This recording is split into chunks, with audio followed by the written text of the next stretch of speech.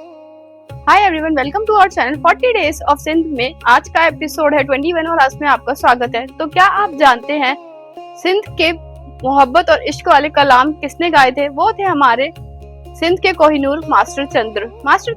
Master चंद्र का जन्म हुआ था सिंध के ठारूशाह में, लेकिन उनका परिवार एक जमींदार परिवार से बिलोंग करता था। साथ ही साथ उन्हें परिवार में गाने बजाने का कोई अनुमति नहीं थी, एक टैबू माना जाता था उस टाइम पर। लेकिन तब भी उन्होंने छुप छुप कर संगीत की शिक्षा ली और 12 वर्ष की आयु में उन्होंने मंदिर और दरगाहों में जाकर गाना बजाना शुरू कर दिया था। सिंध के महान संत भगत राम ने भी एक भविष्यवाणी कर दी थी कि ये लड़का बड़ा होकर चंद्रमा की तरह रोशनी करेगा। कराची में नौकरी करते समय कुछ जो उनके नौकरी करने वाले थे और म्यूजिक को जो पसंद करते थे, उनके लिए उन्होंने स्कूल खोले, मुफ्त स्कूल खोले गाइस उस टाइम पर, और इसी कारण उन्हें सम्मान में सब मास्टर मास्टर कहने लगे। एचएमवी के साथ उनका पहला गाना आया सुहेड़ा अर्ज आए, जिन्होंने उन्हें रातों रात ग्लोबल स्टार बना दिया। 1947 की विभाजन के बाद उन्हें अपना वतन सिंध छोड़ना पड़ा और कई छोटे हुए सिंधियों के लिए उनकी आवाज एक ढांढस का काम करने लगी।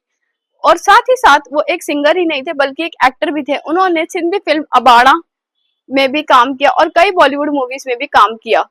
नवंबर 1984 में वे इस दुनिया को अलविदा कह गए, लेकिन पीछे छोड़ गए 400 से ज्यादा अधिक रिकॉर्डेड गाने जो काफी सिंधियों के दिल में धड़कन की तरह बजते हैं। तो आप भी ऐसे ही लेजेंड को अपना लाइक करना ना भूले। चलिए मिलते हैं आपसे नेक्स्ट वीडियो में, तब तक के लिए बाय।